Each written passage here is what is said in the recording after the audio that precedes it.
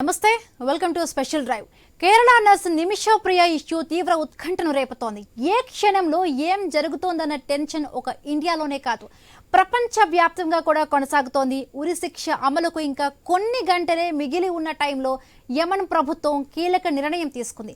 ఉరి శిక్షను వాయిదా వేస్తూ తాత్కాలిక ఉపశమనం కలిగించింది. ఈ విషయంలో భారత దౌత్యవేత్తలు, మత గురువులు చేస్తున్న ప్రయత్నాల్లో కొంత ఫలితం కనిపించినట్టుగా తెలుస్తోంది. జైల్లో ఉన్న అధికారులకు కూడా ఉరిశిక్ష వాయిదా వేసుకోవాలని పంపినట్టు తెలుస్తోంది.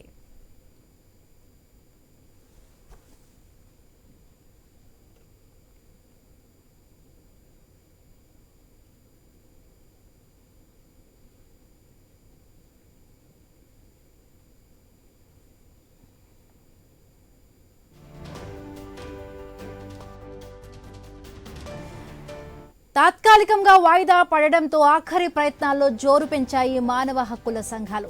యమన్లో మరణశిక్ష ఎదుర్కొంటున్న కేరళ నర్సు నిమిషప్రియకు మరికొన్ని గంటల్లో అమలు చేయబోతూ ఉండగా తాత్కాలికంగా వాయిదా వేయించారు. ఇప్పటి వరకు ఉన్న దారులన్నీ మూసుకుపోయాయి. ఇక మిగిలింది ఒక్క అవకాశం మాత్రమే ఉంది.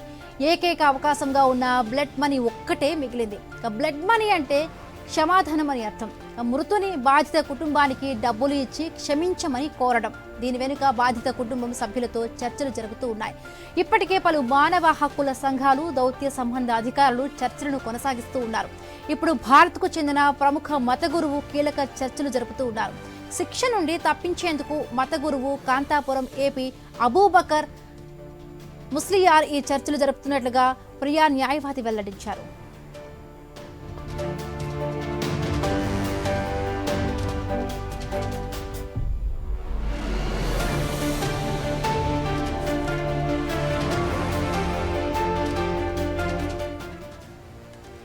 అబూబకర్ బాధిత కుటుంబంతో పాటు యమన్లోని స్థానిక అధికారులు, అక్కడి మత పెద్దలతో మాట్లాడుతూ ఉన్నారు.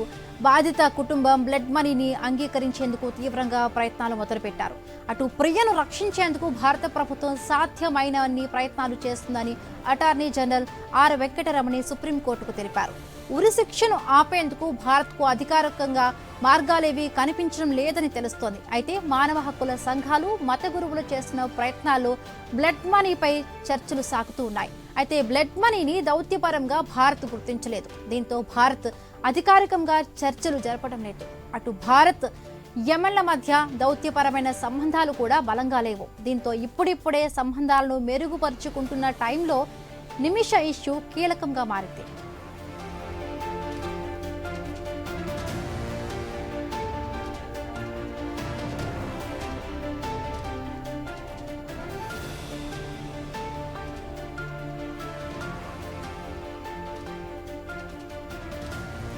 నిమిషప్రియ 2018లో యమన్ జాతీయుడిని హత్య చేసింది. 2008లో యమన్కు వెళ్లిన నిమిషప్రియ అక్కడ అనేక హాస్పిటల్స్లో నర్సుగా పనిచేసింది. తర్వాత స్వయంగా ఒక క్లినిక్ను ఏర్పాటు చేసుకుంది. యమన్ చట్టాలను అనుసరించి స్థానికులు ఖచ్చితంగా వ్యాపారాల్లో భాగస్వామిగా ఉండాలి. అందుకోసం నిమిషప్రియ యమన్ జాతీయుడైన తలాల్ అబ్దో మహదీని భాగస్వామిగా క్లినిక్లో చేర్చుకుంది. అయితే వీరిద్దరి మధ్య ఆర్థిక లావాదేవీలు, వ్యాపారంలో విభేదాలు తలెత్తాయి. దీంతో 2018లో యమన్ జాతీయుడైన తలార్ అబ్దో మహదీని హత్య చేసింది. ఆ కేసులో నిమిషప్రియకు ఉరిశిక్ష పడింది. ఇప్పుడు తాత్కాలికంగా వాయిదా వేసిన ఆమె ఉరిశిక్షను నిలిపివేసి జైలు నుండి బయటకు తీసుకువచ్చేందుకు చివరి క్షణం వరకు ప్రయత్నాలు చేస్తూ ఉన్నారు. ఎప్పుడేం జరుగుతున్నది, అదే ఈ విషయంపై కూడా చర్చ జరుగుతోంది.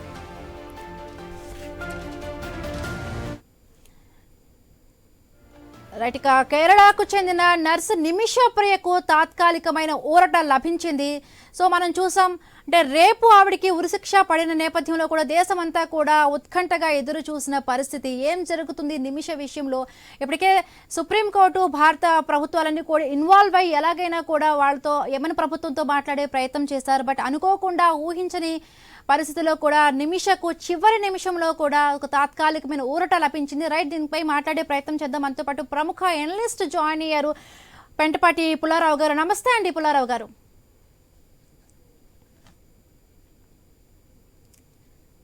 ఎస్ పుల్లారావు గారు. రైట్, చివరి నిమిషం వరకు నిమిషప్రియ అంశంపైన కూడా దేశమంతా కూడా ఉత్కంఠగా ఎదురు చూసిన పరిస్థితి. చావా బ్రతుక అన్న టైంలో కూడా ఈ తాత్కాలికమైన ఊరట చాలా వరకు ప్రతి ఒక్కరిలో కూడా ఒక రకమైన సంతోషాన్ని నింపిందనే చూడాలి. ఎస్ పుల్లారావు గారు చెప్పండి. ఎస్ అంటే ఎలా చూడాలి ఈ తాత్కాలికమైన ఈ ఊరట? అసలు నిజంగా అంటే ఇప్పుడు మన భారత ప్రభుత్వం విషయంలో అంటే ఏ ఆప్షన్స్ ఉన్నాయి? మొన్నటి వరకు మనం చూసాము. సో ఏ విధంగా ఉండబోతుంది? రేపు ఉరిశిక్ష అమలు చేసే విధంగా కూడా యమన ప్రభుత్వం ఉండింది. సో తాత్కాలికమైన ఊరట ఇప్పుడు లభించింది. అంటే ఒకటి అక్కడ నిన్న ప్రభుత్వం సెంట్రల్ గవర్నమెంట్ స్పష్టంగా సుప్రీంకోర్టుకి ఏం చెప్పిందంటే రక్త సొమ్ము బ్లడ్ మనీ ఇస్తేనే అక్కడ ఉరి శిక్ష తప్పుతుంది. రక్త సొమ్ము అంటే అక్కడ ఉన్న పద్ధతి ప్రకారంగా డబ్బు ఎవరైనా చచ్చిపోతే ఆ కుటుంబ సభ్యులు డబ్బు ఒప్పుకుంటే క్షమించవచ్చు. సో రెండు విషయాలు ఇక్కడ ఎవరిస్తారు ఈ తరఫున డబ్బు ఒకటి, రెండు అక్కడ పుచ్చుకునే వాళ్ళు కూడా ఉండాలి కదా. మన గవర్నమెంట్ చెప్పింది ఏంటంటే కోర్టుకి పుచ్చుకునే వాళ్ళు ఉండాలి, వాళ్ళు ఎవరు రావట్లేదు మొదలు తీసుకోవటానికి డబ్బు. అందువల్ల ఈవేళ రేపు ఏమైపోతుందో చెప్పలేం. మనం సుప్రీంకోర్టు చేసేది ఏంటంటే ఇక్కడ ప్రజలకి ఏమైంది గవర్నమెంట్తో చెప్పిస్తుంది అంతే. మన సుప్రీంకోర్టు ఏమన్నా ఆర్డర్ ఇస్తే అక్కడ వెళ్ళి ఎవరు పట్టించుకునే వాళ్ళు ఎవరు లేరు మన ఆర్డర్స్ ఇచ్చిన. అందువల్ల ఇదేమిటంటే మనకి అక్కడ ఉన్న పద్ధతి అది యెమెన్లో చాలా ఓల్డ్ పద్ధతి, అది కొత్త పద్ధతి కాదు. అండ్ అందువల్ల అది మనం చూడవలసింది ఏంటంటే వాళ్ళు ఏమన్నా డిలే చేస్తారా, డిలే చేసి డబ్బు తీసుకునే వాళ్ళు ఉన్నారా అది చూడాలి. లేకపోతే ఆగదు. అక్కడ ఎందుకు అప్రూవ్ అని మీరు అడగవచ్చు. అక్కడ ఉన్న సిస్టమ్ ఏంటంటే నువ్వు మర్డర్ చేస్తే దానికి శిక్ష పద్ధతి ప్రకారం. అది కాదండి పాపం జాలి గీలి అని లేదు. ఎందుకంటే ప్రతి ఒక్కరి దగ్గర తుపాకు ఉంటుంది. స్ట్రిక్ట్గా లా లేకపోతే ఒకళ్ళు చంపుకుంటారు. అది వచ్చిన ప్రాబ్లం. అందువల్ల నేను ఎక్స్పెక్ట్ చేయట్లేదు ఆమెకి ఏమన్నా రిలీఫ్ వస్తుందని. రిలీఫ్ వస్తుందంటే మన గవర్నమెంట్ ప్రయత్నం ద్వారా, ఇరాన్ గవర్నమెంట్ ప్రయత్నం ద్వారా, సౌదీ అరేబియన్ గవర్నమెంట్ ప్రయత్నం ద్వారా అక్కడ నాయకులు కాంటాక్ట్ చేసి డబ్బు సొమ్ము బ్లడ్ మనీ యాక్సెప్ట్ చేయండి అని ఒప్పించగలిగితే ఆ సొమ్ము ఎంతో ఫిక్స్ చేస్తే ఆమెను వదులుతారు అంతే. అంటే పుల్లారావు మొన్నటి వరకు మనం చూసాము కేంద్ర ప్రభుత్వం సుప్రీంకోర్టు కూడా ఇన్వాల్వ్ అయ్యింది. అంటే భారత ప్రభుత్వం దగ్గర ఎటువంటి ఆప్షన్స్ లేవు అనుకున్న టైంలో అంటే చివరి నిమిషంలో ఉరిశిక్షను కొంత వాయిదా వేయడం జరిగింది.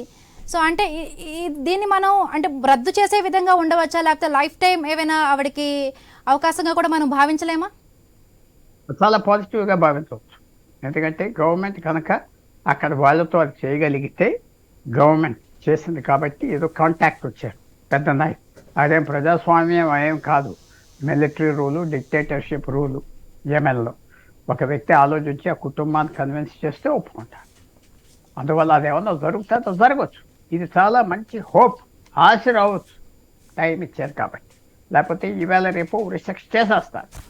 అది ఆప్ చేశారంటే మన గవర్నమెంట్ సోర్సెస్ ఎవరో ఒకరు కాంటాక్ట్ చేయగలిగారు, విశేషమైన ప్రయత్నం చేశారు. ప్రభుత్వం భారతదేశకున్న పరువు ప్రతిష్ట వాడారు, కాంటాక్ట్స్ వాడారు, ఆమెను రక్షించాలని పూర్తి ప్రయత్నం చేస్తున్నారు. కానీ మీకు ఇంకో సైడ్ ఉన్నది ఆ పిక్చర్కి, అది కూడా ఆలోచించాలి. 1 కోటి మంది ఉన్నారు గల్ఫ్ దేశాలు. ఇప్పుడు ఈమెకేమి నాకు జాలి తక్కువ జాలి ఎక్కువ అంటలేదు, ఉన్నామా చెప్పాలి కదా. రేపు మిగతా చోట మర్డర్స్ జరుగుతున్నాయి. గవర్నమెంట్ సొమ్ము ఇస్తుందా వాళ్ళందరికీ? ఎంత సొమ్ము అడుగుతున్నారు? ఇవన్నీ చాలా పెద్ద ఇష్యూస్ భారతదేశానికి. ఏదో తీసుకొచ్చేయాలి, చంపేశారు అంటున్నాం కరెక్టే. కానీ దీంట్లో చాలా లోతుగా వెళ్ళాలి. చాలామంది మర్డర్స్ చేస్తున్నారు. అక్కడ మర్డర్స్ ఎలాగా చేస్తున్నారంటే శిక్ష పడుతుంది. మర్డర్ చేస్తే శిక్ష పడుతుంది. అక్కడ ఉన్న జనం ఒకళ్ళు ఎందుకు చంపుకోరంటే ఆ లా ఉన్నది అక్కడ. ప్రతి ఒక్కరి దగ్గర తుపాకు ఉన్నది, గన్ ఉన్నది. యెమెన్లో ప్రతి ఒక్కరి దగ్గర, చాలామంది దగ్గర మషిన్ గన్ ఉన్నాయి. కానీ ఒకరి మీద ఒకరు వాడుకోరు. ఎందుకంటే వాడుకున్నారంటే ఈ ట్రైబల్ లా 500 సంవత్సరాలు బట్టి 600 సంవత్సరాలు బట్టి నువ్వు ఒక మనిషిని చంపితే ఆ ఫ్యామిలీ నుంచి ఒక మనిషిని మనకి ఇచ్చేయాలి, లేకపోతే డబ్బు ఇవ్వాలి, లేకపోతే ఏదో పెళ్లి చేసుకోవాలి, ఏదో చేసుకోవాలి. చాలా విశేషాలు ఉంటాయి, చాలా పద్ధతులు 500 సంవత్సరాలు 200 సంవత్సరాల బట్టి జరుగుతున్నాయి. కానీ ఇప్పుడు భారత ప్రభుత్వం కలవ చేసుకున్నది కాబట్టి కొంచెంగా టైం ఇచ్చారంటే దీంట్లో చాలా హోప్ ఉన్నది. ఏదో దారి వచ్చేటట్టుగా ఉన్నది ఆ అమ్మాయికి అని మాత్రం మనం భావించాం. ఎస్, ఇక్కడ ప్రధానంగా కూడా అంటే బ్లడ్ మనీ గురించి కూడా ప్రస్తావన వస్తోంది. సో అంటే ఇది కూడా అంటే చట్ట పద్ధతి కాదు, అంటే ప్రైవేట్ పరంగా కూడా దీన్ని ఏవైనా కూడా అంటే సెటిల్మెంట్ చేసుకునే విధంగా కూడా బ్లడ్ మనీ అంటున్నారు. మరి బ్లడ్ మనీ అంటే అది ఎక్సెప్టెడ్, అదేం రహస్యం కాదు, అక్కడి పద్ధతిలో ఎక్సెప్టెడ్. కొన్ని కండిషన్స్ ఉన్నాయి.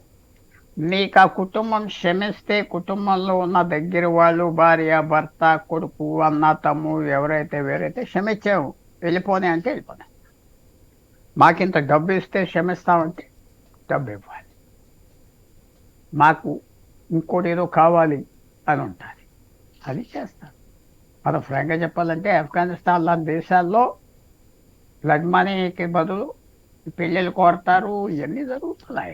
అది పద్ధతి 200, 300 సంవత్సరాలు బట్టి ఆ మీటింగ్లో, ఆ సంఘంలో, ఆ ట్రైబల్ ఊరికి సంబంధించిన వాళ్ళు ఆ పెద్దలు చెప్పింది ఒక కోర్ట్ ఆర్డర్గా ఇచ్చేస్తారు. సో చూడాలి. బ్లడ్ మనీ అనగానే గవర్నమెంట్ ఇస్తుందా? ఆ అమ్మాయి పేద అమ్మాయి వెళ్ళింది అక్కడ, అదికి వెళ్ళాక ఇచ్చేసి ఆమె ఏమంటుందంటే నన్ను ఏడిపిస్తున్నారు, నా పాస్పోర్ట్ తీసేసుకున్నారు, నన్ను వాడుతున్నారు. కరెక్ట్. ఎస్, అంటే ప్రధానంగా పుల్లారావు గారు ఇప్పుడు ఆమె పాస్పోర్ట్ లాక్కొని ఆమెకు రకరకాల ఇబ్బందులు పెట్టడం వల్ల ఆమె ఇంకా నిస్సహాయ స్థితిలో అంటే ఏం చేయలే. కొంతమంది ఇచ్చిన సలహా మేరకే ఏదైతే అనస్థీషియా ఇవ్వడం జరిగిందో అది ఓవర్ డోస్ అవ్వటం వల్ల ఆయన చనిపోయారు. సో ఆ తప్పును కప్పిపుచ్చుకునేందుకు తప్పు మీద తప్పు ఆవిడ చేయడం స్టార్ట్ చేయింది. సో అంటే అలాంటి తప్పులకి అంటే అక్కడ ఆ కంట్రీస్లో పర్షియన్ చట్టాలు అంటే ఎట్లాంటి శిక్షలు ఉంటాయి, వాటిని తప్పించుకోవడానికి? అంటే ఇప్పుడు ఆయన కూడా ఆమె పాస్పోర్ట్ లాక్కోవడం ఇవన్నీ కూడా మనం చూస్తే ఒక రకంగా ఆవిడ నిర్బంధించాడు అక్కడ. మనం ఒక ఫ్రాంక్గా మాట్లాడాలి, బ్యాలెన్స్డ్గా మాట్లాడాలి. చాలామంది వచ్చి అయ్యో పాపం అయ్యో పాపం అంటే నేను అనగలలాగంటే బాగా అనగలడు ఎవరు లేడు, మాట్లాడగలం. కానీ ఇది అయ్యో పాపం అనే విషయం కాదు. ఇది అక్కడ ఆమెకి ఉరిశిక్ష వేశారు చట్ట ప్రకారంగా. నువ్వు చంపావు అంతే. నువ్వు ఎందుకు చంపావు? కోర్టుకు రాపోయావా? పోలీసుకి కంప్లైంట్ చేయపోయావా? మాకు చెప్పపోయావా? నీకు వాటితో ఏంటి సంబంధం అని అడుగుతారు. ఆ పక్కన ఇంకో కథ చెప్తారు, ఆ పక్కన ఇంకో కథ చెప్తారు. సో అక్కడ ఉరిశిక్ష మనం బయటికి తేవాలి. మనకి పెద్ద క్యాంపెయిన్ జరుగుతుంది ఇక్కడ. సో తీసుకురావడానికి మన ప్రభుత్వం ప్రయత్నం చేస్తుంది. ఇప్పుడు కొంచెం పోస్ట్పోన్ చేశారంటే ఏదో రకంగా మెసేజ్ వెళ్ళి వాళ్ళు ఒప్పుకున్నట్లు లెక్క. అది మాత్రం పెద్ద న్యూస్. సో మనం ఎదురు చూడవచ్చు, బ్లడ్ మనీకి ఒప్పుకుంటారు. సార్ అలాగే సార్ అంటే ఇప్పుడు నిమిష విషయం అయితే మనకి ఇప్పుడు హాట్ టాపిక్ గా వార్తల్లోకి వచ్చింది కాబట్టి ప్రతి ఒక్కరూ కూడా మనం చర్చించుకుని గతంలో అంటే నిమిష లాంటి కేసెస్ ఏవైనా కూడా జరుగున్నాయి అంటే మీరు చాలా అనలిస్ట్ ఎప్పటి నుంచో కూడా ఇలాంటి విషయాల మీద అవగాహన ఉండుండొచ్చు. అలాగే దౌత్యపరమైన అంటే మనకి యెమెన్ కంట్రీకి ఉన్న దౌత్యపరమైన సంబంధాలు కూడా లేకపోవడం వల్ల కూడా ఈ విషయంలో కొంత ఒక రకమైన ఇబ్బంది కలిగిందని అంటున్నారు. అది పెద్ద విషయం కాదు. మనకి చాలామంది మనకి టచ్లోకి వస్తారు, మనం చేయొచ్చు, ఇదంతా మామూలు. అని వాళ్ళతో ఎందుకు సంబంధం లేదంటే యెమెన్ 2 భాగాలుగా విడిపోయింది. ఒక యెమెన్తో మనకు సంబంధం ఉన్నది, ఈ యెమెన్తో సంబంధం లేదు. ఈ యెమెన్ మనకు వ్యతిరేకంగా పనిచేస్తుంది, వాడలన్నీ ముంచేస్తుంది. అక్కడ ఇరాన్ తరఫున పనిచేస్తుంది. చాలా దీంట్లో ఏంటంటే సర్కిల్స్ ఉంటాయి. నిజంలో నిజం ఉంటుంది, అబద్ధం ఉంటుంది. ఇదంతా మనకు అనవసరం, వాళ్ళతో సంబంధం లేదు. కానీ వాళ్ళతో సంబంధం ఉన్న వాళ్ళతో మాట్లాడి ఉంటారు ప్రభుత్వం. ఇరాన్తో మాట్లాడి ఉంటారు, ఇరాన్కి చెప్పుంటారు. ఇరాన్ వాళ్ళకి ఆర్డర్ వేస్తే అది వదిలేయి మాట్లాడేవాళ్ళు. కిరాయిదారులు వాళ్ళు ఇరాన్ దగ్గర నుంచి డబ్బులు తీసుకునే చేస్తున్నారు ఆ ప్రభుత్వం. వాళ్ళు సౌదీ అరేబియాతో పోరాడుతున్నారు. ఎన్నో మలుపులు ఉన్నాయి. మనకి సింపుల్గా వాళ్ళని రీచ్ అవ్వారు ప్రభుత్వం, సీరియస్గా తీసుకున్నారు. డబ్బు తీసుకుంటే ఆ అమ్మాయి బయటకు వస్తారు అంతే. అది ఒప్పుకుంటారు, నాకు ఒప్పుకునేటట్టుగా కనపడుతుంది. అంటే భారత ప్రభుత్వం నుంచి ఎలా అయినా కూడా ఆవిడని తప్పించాలనే ఉద్దేశంతో ఒక సుప్రీంకోర్టు ఇన్వాల్వ్ అయింది, భారత ప్రభుత్వం కూడా ఇన్వాల్వ్ అయింది. అలాగే మనం చూస్తాం మత గురువులను కూడా వాళ్ళతో కూడా మాట్లాడి ఏదో రకంగా కూడా వాళ్ళతో ఒప్పించే ప్రయత్నం చేస్తున్నారు. సో అక్కడ ఆ ఇన్వాల్వ్మెంట్ కూడా పనికిరాదంటారా సార్? పనికొస్తారు. పని అవుతుంది. ఇప్పుడు 90% పని అవుతుంది అనుకుంటున్నా. ఎప్పుడైతే పోస్ట్పోన్ చేశారో పని పోస్ట్పోన్ చేయకుండా ఈవేళ ఉరిశిక్ష ఓపెన్గా చేస్తారు, చేసి ఉంటే అవ్వదు. ఆగదు. ఆ నిర్ణయం తీసుకోలేదు వాళ్ళు. ఆ నిర్ణయం ఎందుకంటే వాళ్ళు ఏదో మాటలకు వచ్చారు, డబ్బిస్తాం అని చెప్పుకుంటారు. ఎంత మెయిన్ థింగ్ ఏమిటంటే ఎంత, మాకు డబ్బు అక్కర్లేదు చంపేయమన్నారు కదా ప్రజలు కూడా. డబ్బు ఎంత, ఆ బేరానికి వచ్చారు. ఆ బేరం కుదురుతారు. ఎంత అడుగుతారు, ఎంత గొప్పిస్తారు, మధ్యవర్తులు ఏం చెప్తారు, ఇంత ఇవ్వలేమంటారా, ఇచ్చేస్తారా, గవర్నమెంట్ అవునేదో సాధించి తీసుకొచ్చిందని చెప్పుకోవటానికి చాలా చాలా చాలా చాలా మలుపులు ఉంటాయి. కానీ హోప్ వచ్చింది. ఎందుకంటే ఆమెకి పోస్ట్పోన్ చేశారంటే హోప్, లేకపోతే పోస్ట్పోన్. సార్ అలాగే ఇప్పుడు అందరికీ ఒక ప్రశ్న అయితే ఉంది. అలానే ఇప్పుడు ఆవిడ బాధపడింది. సో బాధిత కుటుంబం యొక్క హక్కులు ఏమి కూడా ఆ కంట్రీలో పనిచేయవా? అస్సలు పనిచేయవు. అస్సలు మీరు ఇండోనేషియాలో, సింగపూర్లో డ్రగ్స్ ముట్టుకుంటే ఉరిశిక్ష. ఏ దేశం నుంచి అడిగినా వదలరు, ఉరిశిక్ష ఇస్తారు. ఎవరు అడిగినా వదలరు, ఏ జాతి. ఆ పద్ధతులు ఉన్నాయి. ఆ పద్ధతి ప్రకారంగా నడుస్తున్నాయి. ఆ దేశాలు స్ట్రిక్ట్గా చేస్తున్నారు. మంచిది కాదని నేను అనుకుంటున్నాను, కానీ అలా జరుగుతుంది. అందువల్ల ఏ దేశానికి ఆ దేశం పద్ధతి ఉంటాయి. అది చాలా దురదృష్టం. ఆ అమ్మాయి దగ్గరికి వెళ్ళటం, పేదరికం గురించి వెళ్ళింది పని చేయటానికి. లేకపోతే యమన్ ఎవరు వెళ్తారు పాపం? యమన్ ఏంటి, భారతదేశంలో ఏ రాష్ట్రానికంటే అన్నిటికంటే వెనక, అన్ని వెనక దేశాలకి రాష్ట్రాల కంటే వెనక ఉంటుంది. మన అక్కడికి వెళ్ళాము పని చేయటం ఏంటి, నర్స్గా. ఏం పెద్ద జీతాలు ఇస్తున్నారు, ఎంత కష్టపడి వెళ్ళింది అమ్మాయి, ఒంటరిగా వెళ్ళి పని చేస్తుంది, ఎలాంటి రిస్క్ తీసుకున్నది, ఎలాంటి అవమానాలు పడి ఉంటుంది, ఎలాంటి గొడవలు పడి ఉంటుంది. ఇవన్నీ మనం ఆలోచిస్తే వెనకాల చాలా కష్టం.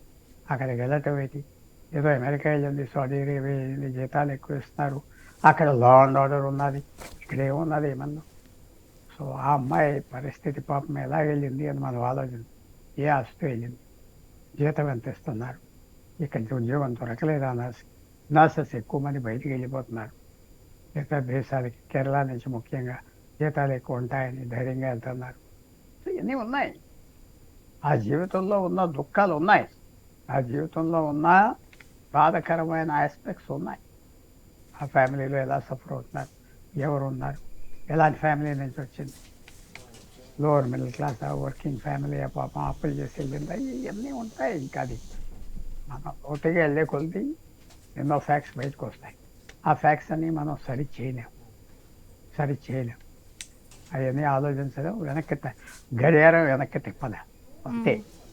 ముందరికి వెళ్ళిపోవటం. ఆ అమ్మాయికి బ్లడ్ మనీ వేస్తే ఒప్పుకుంటే బయటకు వస్తాయి, లేకపోతే రావు, అంతే. ఎస్, అంటే ఇక్కడ జనరల్గా కూడా అంటే తన ఎవరైతే వర్కింగ్ పార్ట్నర్ అక్కడ భాగస్వామిగా ఉన్నారో, వ్యాపార భాగస్వామిగా ఉన్నారంటే ఆయన మొత్తం తన పాస్పోర్ట్ అంతా కూడా లాక్కున్నారంటే ఈ పరమైన అంటే అక్కడ చాలా వరకు చట్టాలన్నీ కూడా కఠినంగా ఉంటాయి. అంటే ఈ రకంగా కూడా చాలా వరకు ట్రై చేస్తున్నారు. సో ఇలాంటి నుంచి తప్పించుకోవడానికి ఎట్లా మనం ఒక సొల్యూషన్ పరంగా ఎలా చూడాలి సార్? ఫస్ట్ ఆఫ్ ఆల్ ప్రతి ఒక్కటి అక్కడ వెళ్ళేలోనికి ప్రభుత్వం ఇన్సూరెన్స్ తీసుకోవాలి, ప్రభుత్వం ఇన్సూరెన్స్ కట్టాలి. వాళ్ళకి చచ్చిపోతే కుటుంబానికి ఇంత రావాలని అక్కడే సెటిల్ చేయాలి. ఇక్కడే మనం వెళ్ళేటప్పుడే ఇన్సూరెన్స్ గవర్నమెంట్ చౌకగా ఇప్పించాలి, ఫ్రీగా ఇప్పించాలి. ఇలాంటి కండిషన్స్ అన్నీ స్టడీ చేయాలి. అంత అటెన్షన్ ఇవ్వట్లేదు ప్రభుత్వాన్ని. అది వెళ్ళిపోయారు, అక్కడ చచ్చిపోతే అక్కడ డబ్బు వస్తే ఏం చూస్తున్నారు? ఇన్సూరెన్స్ గవర్నమెంట్ అయినా కౌరులు చెప్తారు అంతే. అదిగో ఆ శవం వస్తే ఎయిర్పోర్ట్కి వెళ్ళి రిసీవ్ చేస్తారు, అంతే. అక్కడ వెళ్ళకముందు చేయొచ్చు కదా. ఆంధ్రప్రదేశ్ నుంచి 4-5 లక్షల మంది అక్కడ పనిచేస్తున్నారు, తెలంగాణ నుంచి 4-5 లక్షల మంది ఎక్కువ పనిచేస్తున్నారు. వాళ్ళకి ఇన్సూరెన్స్ ఇచ్చి, వాళ్ళ ఫ్యామిలీస్కి ఇక్కడ ఇన్సూరెన్స్ ఇచ్చి అక్కడికి వెళ్ళారు, అక్కడికి వెళ్ళి పనిచేస్తున్నారు, అక్కడి నుంచి డబ్బు పంపిస్తున్నారు. ఇక్కడ అలా ఉద్యోగం చేయకుండా వెళ్ళిపోయినందుకు ఇంకోటి ఖాళీ వచ్చింది, వాళ్ళు ఎంతో సేవ చేస్తున్నారు కదా. మనం ఏం చేస్తున్నాం? ఎన్ని సిస్టమ్స్ లేవు. వాళ్ళ గదిలో వదిలేసాం, పాపం పాస్పోర్ట్ తెచ్చుకో వెళ్ళిపోవాలి. వాళ్ళ ఆఖరికి వెళ్ళే ఎయిర్పోర్ట్స్ నుంచి కూడా ఏం సౌకర్యాలు ఉండవు. అది చూస్తున్నారా? హైదరాబాద్ ఎయిర్పోర్ట్లో ల్యాండ్ అవుతారు, రాత్రి అంతా కూర్చుంటారు బయట బస్ కోసం, నెక్స్ట్ డే ట్యాక్సీ కోసం. అది ఏం సౌకర్యాలు ఏమి ఇవ్వలేదే ప్రభుత్వం. ఈ ప్రభుత్వం అని కాదు, ఏ ప్రభుత్వం అయినా ఇవన్నీ ఆలోచించుకోవాలి. ప్రభుత్వాలు ఏం చేస్తున్నాయి? అది ఎవడో జైలుకి వెళ్తే జైలు నుంచి తీసుకొచ్చామని ఫోటోలు దింపుతారు, అంతే కదా. వాటితో ఫోటోలు దిగుతారు, జైలు నుంచి బయటికి తీసుకొచ్చాము, ఏదో చేసాము, అది చేసాము, శవాన్ని తీసుకొచ్చామని. అది కాదు, మనకి 12 లక్షల మంది 15 లక్షల మంది ఉన్నారు తెలుగు రాష్ట్రాలు, గల్ఫ్. వాళ్ళకి 30, 40, 50 వేల రూపాయలు జీతం అంతే. ఆ తిండి ఇస్తారు, ఏదో ఇస్తారు, అట్లా జీతం తేడా లేదంటే ఏదో నెలకి 50,000 వస్తాయి, తిండి వస్తున్నారు, ఇక్కడ ఏదో మేనేజ్ చేసుకుంటారు.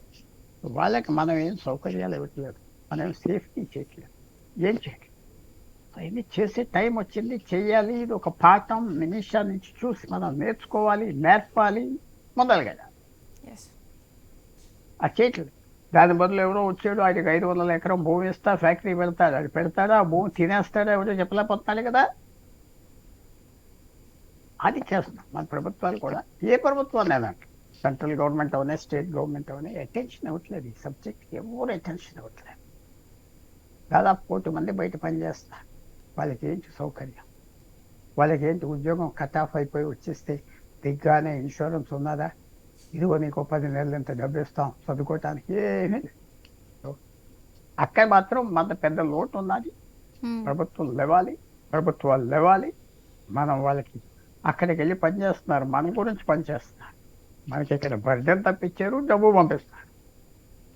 ఎస్, అంటే ప్రభుత్వం బాధ్యత ఇప్పుడు గల్ఫ్ లో వెళ్ళినప్పుడు అంటే ఇక్కడ ఉన్న మనుషులకి అక్కడ చట్టాల గురించి కూడా తెలియాల్సిన పరిస్థితి ఉంది సార్. అంటే ప్రభుత్వం ఎడ్యుకేట్ చేయాలి, వాళ్ళకి ఓరియంటేషన్ ఇవ్వాలి, జాగ్రత్తగా ఉండాలి, కలపాలి, కష్టాలు ఏమున్నాయి తెలుసుకోవాలి, కాన్స్టెంట్ గా నీకేమైనా ఇబ్బంది ఉందా అని ఒక సిస్టమ్ ఉండాలి. నీకేమైనా ఇబ్బంది ఉన్నదా, ఇబ్బంది వచ్చాక వెళ్తాం ఎంబసీకి. పాపం వాళ్ళు ఏదో చేస్తున్నారు కానీ సరిపట్టలేదు. 1 కోటి మంది ఉన్నందుకు ఇంకా పెద్ద సిస్టమ్ పెంచాలి. అది పెంచట్లేదు, ఆ లోటు మాత్రం కంప్లీట్. Yes sir. ఫైనల్ గా ఏం చెప్తారు సార్, అంటే నిమిష విషయంలో కూడా అంటే ఇటుపక్క కేంద్ర ప్రభుత్వం చొరవ తీసుకుంది.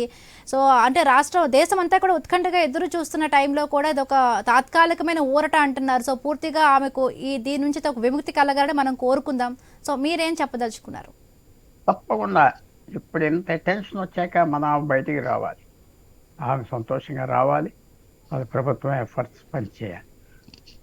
70 సంవత్సరాల క్రితం స్టాలిన్ అనే పెద్ద నాయకుడు రష్యాలో, మీకు తెలుసు కదా, ఏమన్నాడు, 5 లక్షల మంది చచ్చిపోతే ఎవడో పట్టించుకోడు, ఒక మనిషి విషయం మాత్రం బయటకు వచ్చి ఆ మనిషిని రక్షిస్తామంటే అదే పెద్ద న్యూస్ అవుతుంది, సెన్సేషనల్ అయిపోతుంది. ఒక మనిషి సావు, ఒక మనిషి పరిస్థితి.